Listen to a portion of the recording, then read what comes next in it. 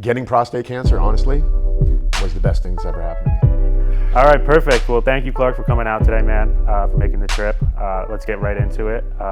Can you just give the viewers a little bit general background on you, some of your accomplishments you've had, some achievements, how old you are, and how long you've kind of been in the fitness space? Yep. So as we shoot this today, I'm 61 years old, and I've been in fitness my entire professional career.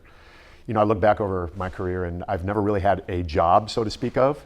My son and I were walking up my driveway. You've been in my driveway, it's pretty long. We were at the mailbox, and he's probably 10 years old, and he said, "What do you do for a living?" And I pulled some mail out of the mailbox, and we were walking up towards the house, and I said, "I get paid to be me."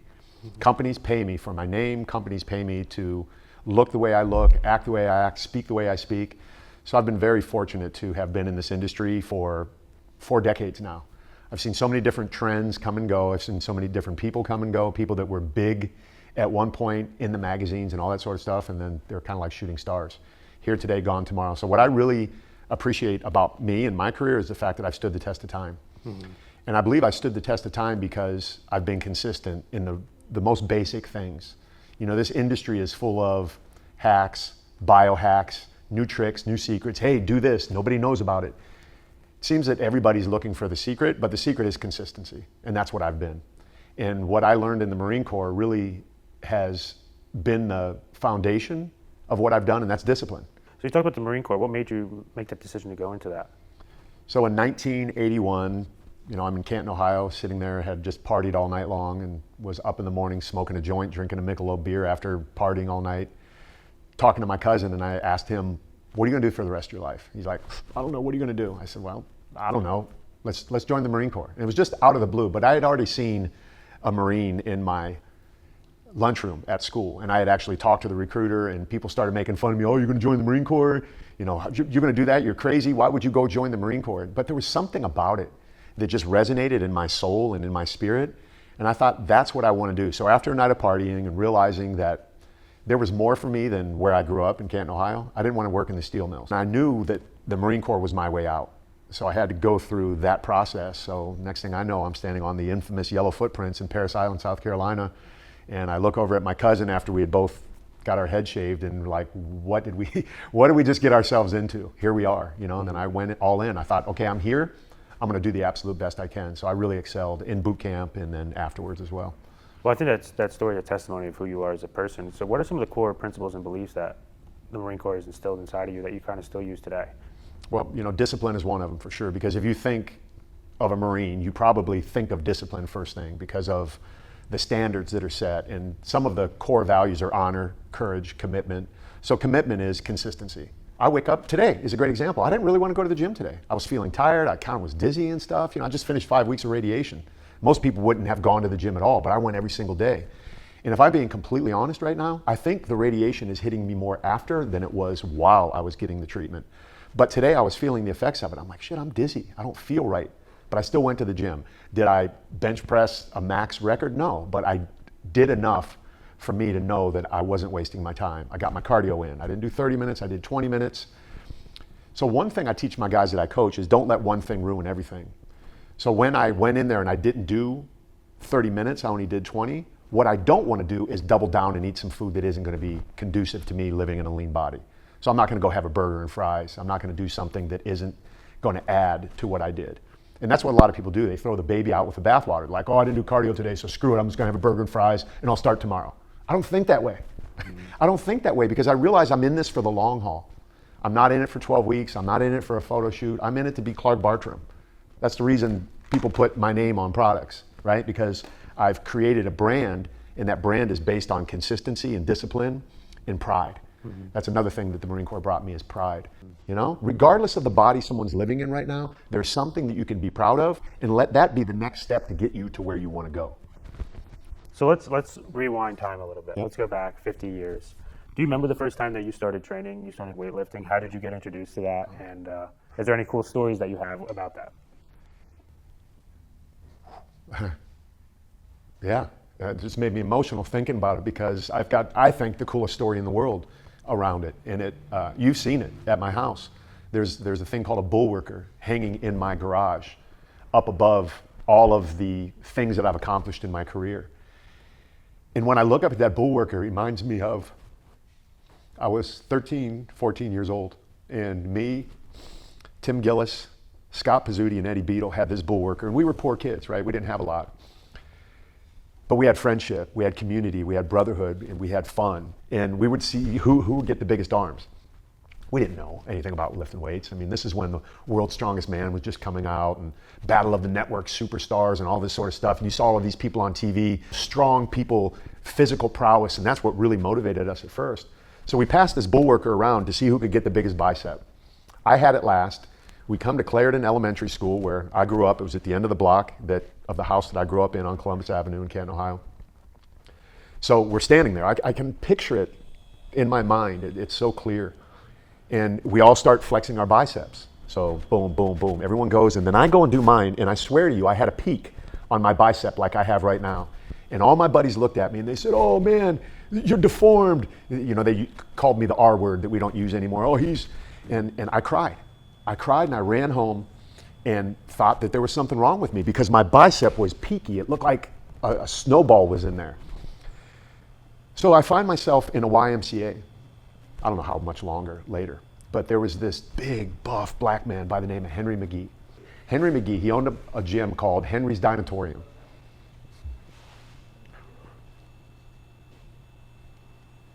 And I'm in this YMCA. And I went up to him, and he was a trainer there while he had this gym too. And I don't know how the conversation came up, but he said, "Son," he said, "that's not a deformity."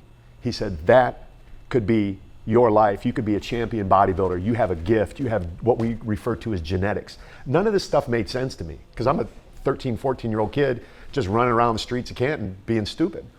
But this man spoke into my life, and I didn't even know it then. I didn't know it till years later, the impact that had on me, because it became my reality. It became my life. This is how I've made my living, in theory, is this freaking bicep that was there, predetermined. Like I was kind of made to do what I do. And this man saw that in me. So that bull worker, to that YMCA, to that man speaking into my life, really set a trajectory for me. So fast forward, when the internet is coming out. And I get on the internet, and I'm on a few magazine covers by now, maybe 30, 40 magazine covers by now. And I decided to Google Henry's Dinatorium in Canton, Ohio.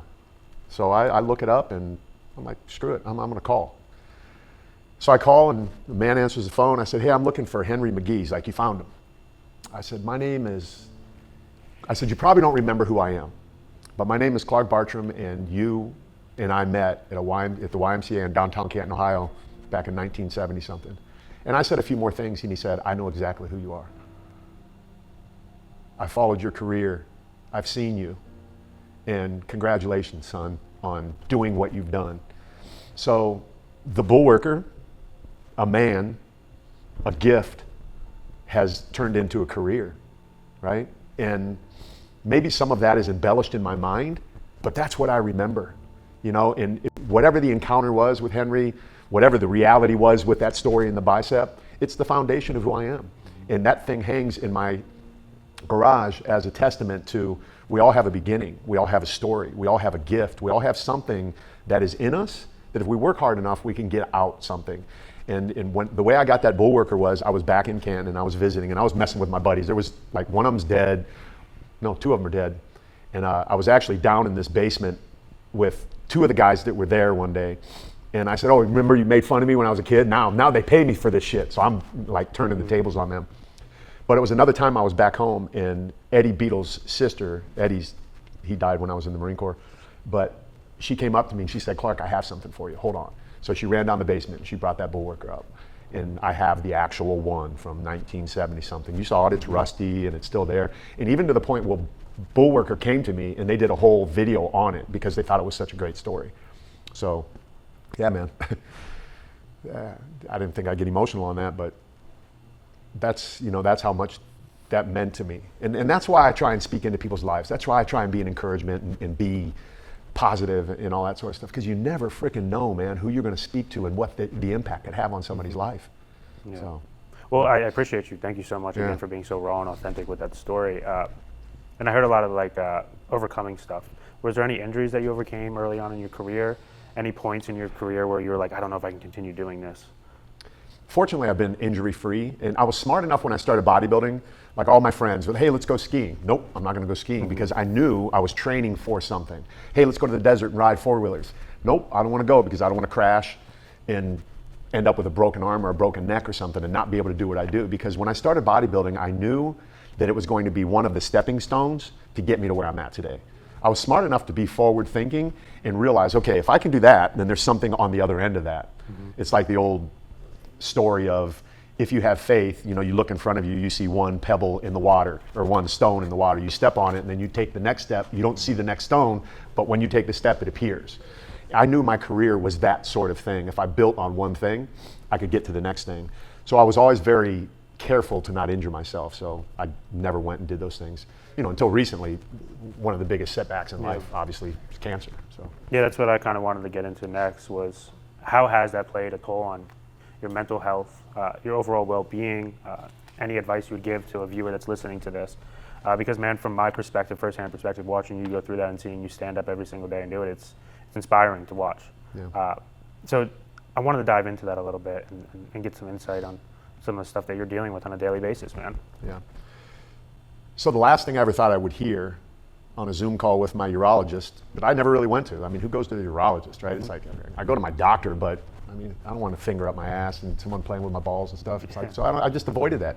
But I was sitting in the parking lot of Crunch Fitness one day looking at my blood work, right? That's something I'm big on, looking at your blood work. But the real reason I was looking at my blood work is because I'm all natural. No TRT, no drugs, no nothing.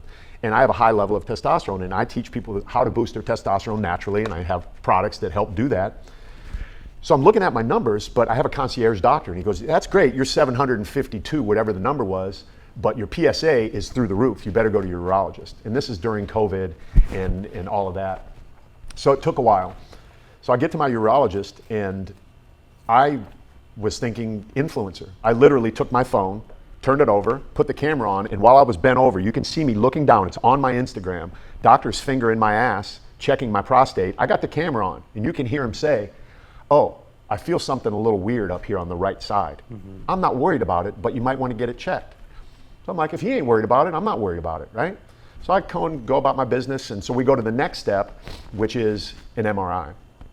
So you're in the big tube, getting the MRI, and then you put the contrast in, and so we come back, and the guy says, yeah, well, we saw a lesion, and we're going to do they did some other test on it. And the guy said, unless you're an anomaly, there's an 85% chance that you have cancer. And I said, Doc, I am an anomaly. Have you seen me lately? You look at me, I'm 60 freaking years old. And he goes, yeah, I know. And he laughs, and we joke it off. So after they go and do the biopsy, I'm sitting at my house on a Zoom call, and he says, we found cancer. And you asked about mindset. Right there in that moment, I sat up and I was like, let's go. Because I knew I was the perfect guy for this diagnosis. Because I have a platform where I speak to men over the age of 40 all around the world. I coach men. But part of the problem in marketing, when you're reaching your target demographic, if you're too far away from them, they have a hard time picturing themselves being in your position. So because I'm in such good shape for my age, just in general, really, when guys would see me online, a lot of them wouldn't join my program because they thought, oh man, I'll never look like that. This guy's a bodybuilder, this guy, this, that, and the third, whatever. So I had to lessen the gap between me and them. And I didn't intend to get cancer to lessen that gap, but getting cancer closed that gap down. It's like, oh shit, if he can get it, I can get it. So then all of a sudden my program starts really getting a lot more guys because they saw someone now that was a little bit more relatable, because I'm not superhuman. I'm not Superman. I'm a human, right? And I think a lot of people put me in a category of, oh, Clark is different. Clark is not like the rest of us, when I am. But the thing that separates me is the mindset piece, because in that moment when I got the diagnosis, I'm like, let's go. I'm the perfect guy for this. And it's honestly, as weird as this is gonna sound, it's been the best thing that's ever happened to me. It literally has been the best thing that's ever happened to me. Yeah, it sucks going through 5 weeks of radiation and getting seeds put inside of you, but I turned it into something. I wrote a freaking comic book, right? Because every superhero has an origin story. And when they were putting the seeds in me and they told me, Clark, you're gonna be tired, you're gonna get sick. And I'm like, no, I'm not. Mindset, right? I shifted from fear to doing something with it. So I'm grateful. I'm grateful for it. It's hard to piss, but If that's what I got to deal with for the rest of my life, I can deal with it. It's no big deal. It doesn't affect me on a day-to-day basis, just when I piss. Yeah. So, yeah, man. You were left with two different treatment options, right? Or probably just one, plan A and plan B. I think you went with plan B, I think, when we talked about it. What was the traditional treatment going to be for prostate cancer? And why did you not decide to do that and you decided to do something else? So my diagnosis, what people need to understand is everybody's prostate cancer is different. So the standard of care model means there's a box pretty much that they throw people into. So my diagnosis was unfavorable intermediate risk type 2C, which requires more than one treatment protocol. So they believe, some people believe, that testosterone feeds prostate cancer. Testosterone does not cause prostate cancer, but testosterone, what some people believe, can feed prostate cancer. So in 1941, there was a doctor that started castrating men, like physically castrating them, cutting their nutsack off and cutting off the testosterone source in an effort to not feed the testosterone. So imagine Clark Bartram, the guy with T5, the natural testosterone booster, the greatest one out, sitting on a Zoom call with his doctor, and he said, okay, we have to treat you with two types. We can give you radiation, or we can cut it out surgically, which wasn't an option for me. Radiation was an option, but the radiation, based upon my diagnosis, was going to have an increased chance of success if they gave me Lupron. Lupron is what they give to a man that's transitioning from a man to a woman. Which basically, Lupron takes your testosterone from whatever it is, mine being in the high 600-700s, to zero, nothing, nada, zilch. When my doctor told me that, I literally put my finger in his face and I said, "F you, F you, I'm not doing that." And he dropped his head and he kind of giggled like I just did. And he said, "I knew you were going to say that." I said, "Good, what next?" I refuse that. And what a lot of men don't understand is you can refuse treatment. You can suggest things. You're in control. And I understood that. I took control in that moment and said, no, this is not happening, because the amount of additional success it would have created. So radiation gives you 85% chance of getting rid of the cancer. Adding hormone deprivation therapy gives another 15%. I'm thinking to myself, I'll run with that 15% loss there because I would rather have quality of life. I want to wake up in the morning with a boner. I want to be able to go to the gym. I don't want to go into menopause. When they take your testosterone away, you go into menopause. You have hot flashes, you gain weight, most guys. You feel lethargic, you have no drive. That's what testosterone does. That's why I put because I realized this is what drives men. This right here is what drives men, is testosterone. So, because that was not an option for me, my doctor said, okay, we're going to treat it locally with radiation, like radiation's going right to the tumor. What are we going to do systemically, like throughout your entire body? Because that's what hormone deprivation therapy does. It treats your body systemically out throughout the rest of the body. Because you can get prostate cancer in your jaw, you can get prostate cancer in your bones. It's still prostate cancer when it spreads. Mine had spread outside of mine. So the doctor says, what are you going to do systemically? I had already done my research. I had already found doctors, and that's part of my comic book. Clark reached out to his science friends, and they assembled the best team ever. And in the comic book, you see all of these different people, right? That happened in real life. Like, my comic book is a real story. So I had all of these friends because of the position that I'm in life, fortunately. And we decided to go to Germany to get something called Pluvicto, which you can only get in the United States when every other treatment option has failed. If I fail chemo, if I fail radiation, if I fail surgery and it's still appearing, then you can get Pluvicto. You'll probably see it on TV now that I said it. I jumped the line and I went to Germany and got this. I traveled all the way to Germany to get a 15-minute frickin' infusion of this radiation. It's called a radiopharmaceutical. So they just inject it in like chemo. I had to stay sequestered in a room by myself for 2 days. Then I came home. Got held up in customs in the airport because all the frickin' things went off, you know? I mean, as soon as I went up to the customs guy, he's like, whoa, they have a little thing in their pocket for radiation. I didn't know that until I walked up. And that thing went off. He's like, dude, I can go over there. So they had me held up for a while. Luckily, I had a note. So I did that to treat the systemic part of it. And then I just finished 5 weeks of external beam radiation. And then I also had seeds implanted into my prostate, which is called brachytherapy. So I did 3 different treatments for it. And then I was supposed to go to Australia to get another form of the radiopharmaceutical. And I don't have to now because my numbers went from 12 down to 1.6 right now. So my treatments are working. You know, as far as I'm concerned, I'm done, I'm moving on. But I'm using all of that, you know, I'm creating a documentary about my whole journey. I've videoed every single piece of it. I'm doing the comic book. I have a nonprofit organization called Check It Like a Man. So what are your testosterone levels now? You said in the high 600s, 700s? Right now, after 5 weeks of radiation, I'm at 450 or something like that. And how unnormal is that? How unnormal Or is is that? it, yeah, is that something that's not very common? To have, High level, like at such an age that you're at, and well, here's the problem with that, in my opinion. We set people up for failure in this country of ours. We've lowered the standard by making these blanket statements to men. If you look on the internet and you see people selling a product like we have, for example, a natural T booster, they will try and get people to buy. We don't, because I won't, right? Like I have, you know, I will only say what I know is true or what is possible and what I want people to believe. But if you look on the internet, they'll say every man after the age of 30, his testosterone is going to go down by 1% every year. So what does that mean? That means you right now, you're on a steady decline. That might be true if you're not active, if you don't have a good mindset, if you're not eating the right food, if you're not training the right way, if you're not in a good community. You're an athlete. You remember what it was like in the locker room.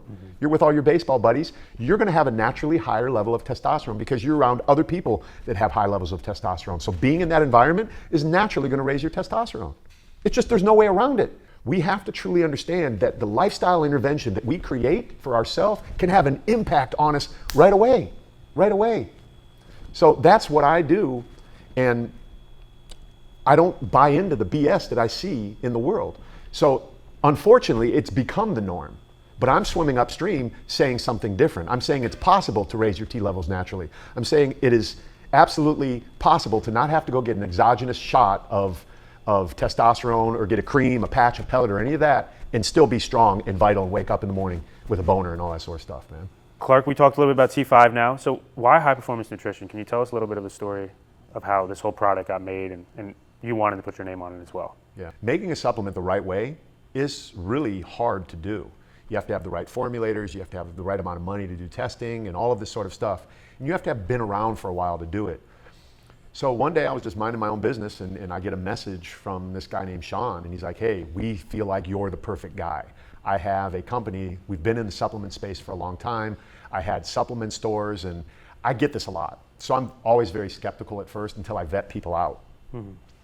So obviously, because I've been in the industry for a long time, I know people who've also been in the industry for a long time. So I'm one phone call away of finding anything about anybody that I want. So I called a friend of mine. Actually, I was at her house. I was in Arizona, and I said, hey, what do you know about this Sean guy? And she's like, Sean Torbati? And I'm like, yeah. She's like, oh my God, dude, he's like the best. Instant, I've said, we talking about the same guy. He owns a company called High Performance Nutrition. You sure? She goes, oh yeah. And she had mentioned another mutual friend of ours, Natalie Min, and I reached out to Natalie, and Natalie said, oh, he's the absolute best. So I had two instant feedback mechanisms from people that I completely trusted that are also very careful about their brands and won't associate with anybody else. So I took the meeting, and I came up here to this office, and I walked in and I saw all of this, and I'm like, okay, they've been doing this for a while, and they've been doing it with some brands that I've seen, and they've been doing it successfully. So what does that tell me as someone who knows the space, that's been in the space? You can't do it for a long time and be successful unless you're doing it right, unless you have integrity, unless you have authenticity and transparency in the brand, and you're willing to put all the data, all the research, all the science, have the product third party validated by somebody outside of your company to where somebody can look at it and go, okay, are all these ingredients really in this product in efficacious amounts? Are they hiding behind proprietary blends? Are they doing these kind of nefarious, shady things? And I found out very quickly after having a few meetings with Sean that he was doing it right. So he had asked me, what do you think about doing your own natural T booster? And I said, I'm all in, dude. The timing is perfect. So we came up with the product, and he asked me, what do you think about this ingredient? Number one, get people the results that they're believing it will give them. And how do I fit into that messaging? So that's why we collaborated and put my brand and my signature along with high performance on here as well. CBX stands for Clark Bartram Systems. This is part of my system. I tell guys, get your mindset right, get your meals right, get your movement right, be in a supportive community, and have integrity. The fifth principle used to be supplementation, but I moved that into the meals part because this truly is a supplement to the nutrition that we're not getting. And that's part of the problem in the world today, and that's part of the problem that men have with having low T levels, is they're not getting the nutrients that their body needs to facilitate the natural cascade of hormones that happens naturally, that doesn't just drop off because you hit age 30. It drops off because you bought into that, you're not living the lifestyle, you're not hanging around the guys you used to hang around, you're in the office, you're under these lights, you're sedentary, you're coming home, you're eating bad food because you're in a rush, you're busy, you're raising a family. All of these lifestyle things are what cause the downfall. So lifestyle would help you go back up. And this is part of the lifestyle. What is contained in this premium bottle is premium ingredients that have the science, that have the data, that have the research, that have the evidence from years and years of studies that prove that this thing will work, provided you have the lifestyle intervention that goes with it. And I learned a valuable lesson the other day. I was talking to a guy online. I tend to live on a soapbox, like you got to change this, you got to change that, but that's not the message for everybody. And what I want men to understand is, if you're living a life that isn't what you would consider conducive to you living in your healthiest body, but you want to increase your T levels, I wouldn't say you have to change everything. I would go as far to say, start taking this. Let those nutrients get into your body, let them do what they're meant to do, help with that natural cascade. Then when you start seeing the effects of this product, that will be the catalyst for change. That will make you want to eat better. That will make you want to go to the gym. Then when you lose a pound or gain some muscle, that will get you to the next level. So I've stepped off of my soapbox because I've heard not just one man, but several men say, Clark, if you would have said I have to change everything before I take this, I never would have bought it. But if I never would have bought it, I never would have known how effective it is. So sometimes I get in my own way by thinking that everybody has to make these drastic changes, but my job as a coach is this: help you make one change that will move you in the right direction. So if we remove one limiting factor, then I've done my job as a coach. So if you say time is the issue, we schedule time for you to get to the gym, right? Or if you say food is the issue, we get a meal service company, or whatever it is. Whatever I come up with to help you move the needle, that's what we do. So if it's, hey, just start taking this, see what happens, and then we'll talk about the next thing. So I want to continue to talk about testosterone. Everyone talks about having higher testosterone levels, but what does that mean? You know what I mean? How does that affect your daily life, your personal relationships, probably even your sexual relationships? What are the factors that higher testosterone can give a man? Yeah. So if we break down testosterone and we break down men and women, men have 10 to 18 times more testosterone than women do. That's what makes the signs, right? You got the sign for a man, which means testosterone. The other one means estrogen, basically, male or female. If our T levels are low, we don't feel like a man because the manly functions aren't happening. So I always just go to the baseline animal type of feeling or response of what testosterone does. If you're waking up in the morning and you got a rock hard dick, then your testosterone is pretty much on point, right? Because that's what happens when we go through puberty. We just start noticing, Mom, my dick's hard or whatever. That's normal life. But the opposite happens when it starts to fall off. And again, it's not just because of age. So testosterone makes a man a man. It puts hair on his face. It gives him a deeper voice. It gives him more muscle, gives him more strength. It makes what we identify as a man a man. And I'm not apologizing for anything at all, right? This is just the way it is. So I love that. When it starts to decline, we start to have these. First of all, it starts with, okay, you're not waking up with an erection in the morning. It's like, so I don't have much of a sex drive. I'm not as interested as I used to be. It's no big deal. Then the weight gain starts, right? Because if your T levels are low, there's a direct correlation between being overweight and having low levels of T. Which came first, the chicken or the egg? Is your T levels low because you got fat? Or did you get fat because your T levels got low? Yes. It's both. So it can be fixed by losing weight, getting rid of body fat, putting muscle on. You can raise it up. I always compare the boardroom and the bedroom. So we see a man walking into a boardroom. Now, of course, women do this, so put all of that political bullshit aside, man. I'm just strictly talking about men in life. You see a man walking into a boardroom, taking control. He's the CEO of a company, and he walks in, and he's feeling strong, he's feeling confident, he's being virile, because he woke up with an erection, he looks good, he got dressed, he put on a suit, he's got command presence. Command presence is something that comes along with having high levels of testosterone. When I walk in rooms, people recognize that Clark Bartram's walking in a room, because I understand command presence, and that's attached directly to my testosterone levels. So you walk into that boardroom, and you're running things. That's why you get paid the big money.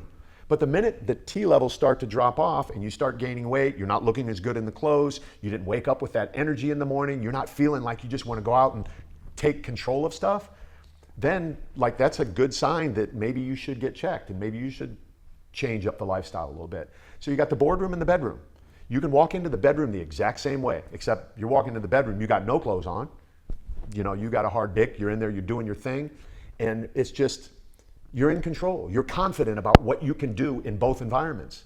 If you're not confident in either one of those environments, there's really good chance that that's the issue, because that is starting to drop off. And again, not just because of age, but because of the entire life. And the busier life gets, the more complicated life gets, the more we're exposed to more things that affect our endocrine system. All of that collectively is what creates men being out of shape, men not having confidence, men not showing up like men need to show up. So it's the driver of who we are. And that's why I believe this is one of the most important products that's out there on the market today, because this is the foundation of what a man is. And getting on exogenous forms of testosterone isn't always the right answer for guys. Because if they're not addressing the lifestyle first, collectively across the board, consistently, for the rest of their life, that stuff's gonna work for 3 or 4 months. You're gonna have a spike up, and then you're gonna level back off again, and you're gonna feel exactly how you did before, because nothing changed. You didn't eliminate the plastic. You didn't eliminate the fast food and the processed food. You didn't eliminate or manage the stress better. You didn't start sleeping better, setting a bedtime. You didn't stop fighting with your spouse. You didn't stop doing all of these things that each one of them, if you picture yourself standing there and each one of these things are a little freaking gremlin that jump on your body, well, the first gremlin is not gonna affect you that much. But by the time you get 50 or 100 of these things on you, just gnawing at you, that's impactful. So what do? We eliminate that stuff one at a time. We were talking about higher testosterone levels. What are some nutritional stuff people can do? Because we did talk about having complete lifestyle change, and diet's one of the biggest parts in that. So what are some foods that you eat or you think people should be eating to higher the testosterone? If I said eating more meat will do that, as long as it's grass-fed, pasture-raised and finished and all that sort of stuff, some people might come behind me and go, well, that's why you got cancer. So there's no safe, real answer. It really comes down to what works for you and what you can sustain. It's all about sustainability.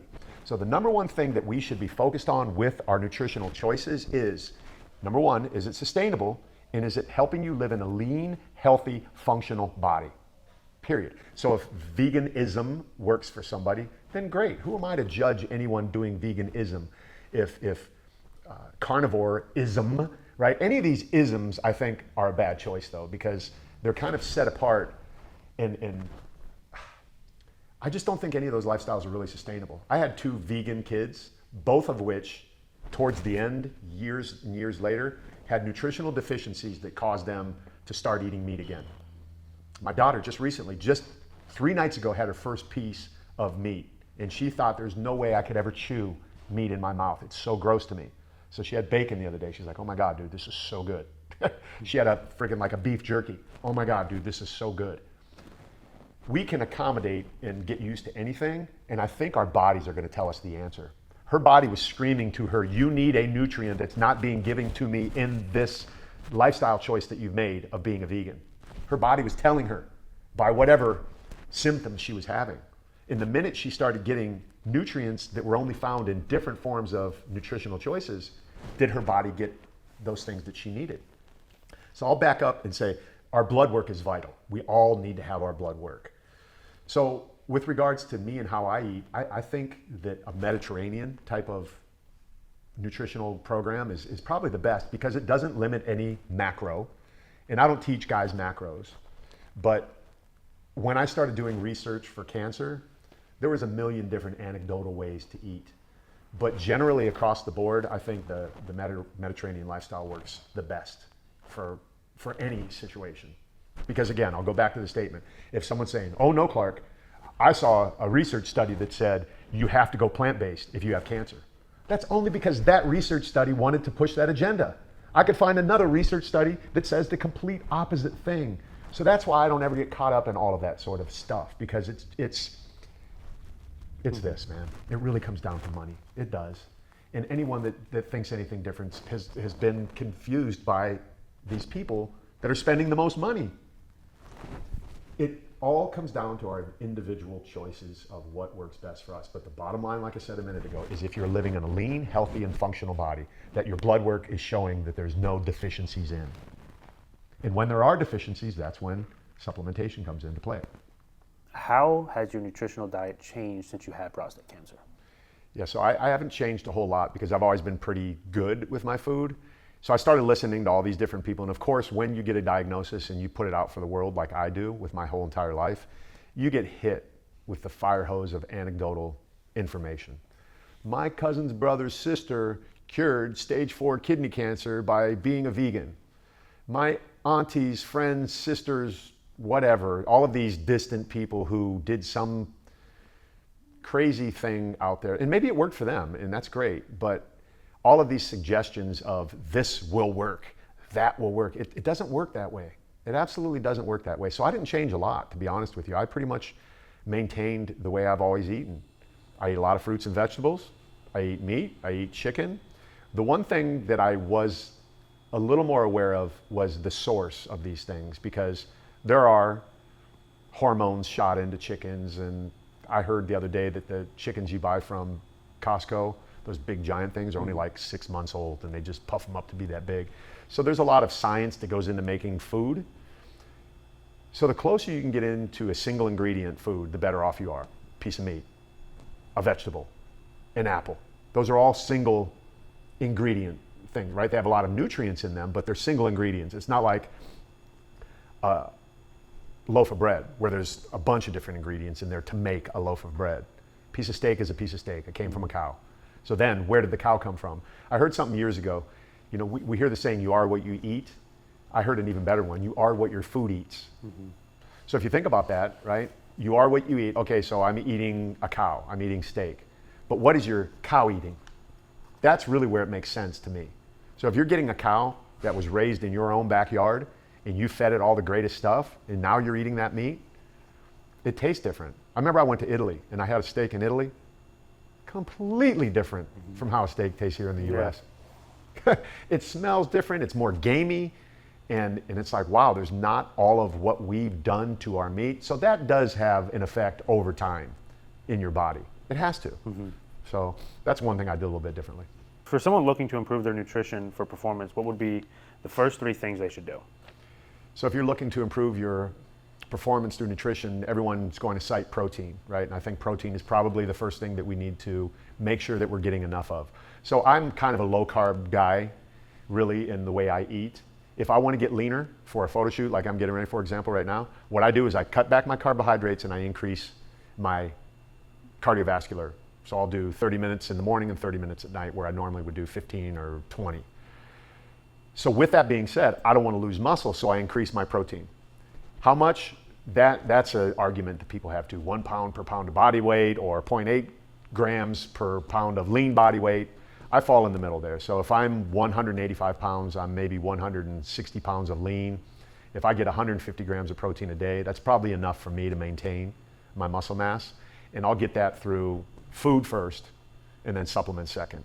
So I'll get a good protein shake like this morning. I had one of the Planta proteins this morning. Throw a couple bananas in there, some oatmeal or oat milk, blend it up, boom. I know I got my protein that I needed. So protein first would be the next thing. And then based upon what you want to do, like if you're an athlete, you need your carbohydrates. So I was taught years ago to do a 2-to-1 ratio, 2 grams of protein for 1 gram of carbohydrate. So that's a great way to just kind of build your meal. And then another thing that I heard too is the order in which we eat our food. There's an acronym, PVC, protein, vegetables, carbohydrates, PVC. So you eat your protein first, your vegetables second, your carbohydrates last. So your body, you know, the digestion, I don't know how true any of that is, because everything changes, man. Everything changes. What we're believing today, and all of the data and all the research and all the science that we have to back it up, in 5 years from now or less, that will be completely different. Even fasting now, everybody was so into fasting and so convinced how great fasting was. A lot of these people that were pro-fasting are changing their tune now. Mm-hmm. Well, we believe, based upon the latest research, so that's why I say fuck all the research and all of that. Just be consistent and live your life, man. Have quality of life. The one thing I learned from cancer is quality of life. When they said hormone deprivation therapy and I said no, that was based upon me wanting quality of life. So if I say you got to be a carnivore and only eat meat every single day in order to look like me or your favorite influencer and be lean, if there's no quality of life attached to that, then don't do it. Don't do it. Is it worth looking a certain way to suffer every single day? No, because the majority of people that you and I talk to aren't going to ever stand on a stage to be a bodybuilder. They're just regular people that want to live a life. And that's who I talk to now, is just a regular guy out there that's working a 9 to 5. He's raising a family. He's a young kid. He's really interested in how I've maintained the way I look for so long. And to sum it all up, it's just been consistency and discipline attached to pride of looking great and showing up my absolute best everywhere I go. Awesome. Well, thank you again, Clark. And last question I have for you is, so what is one action a listener can do or can take today to improve their nutrition for better performance and their testosterone levels? So one action that everyone can do right now today is walk through your house and see all of the things in it that don't need to be in it and get rid of it. That will not only increase your ability to put muscle on your body, it will help you get rid of body fat, and that will add discipline because you're not eating those things. And when you start getting rid of body fat and putting muscle on your body, your testosterone is naturally going to go up.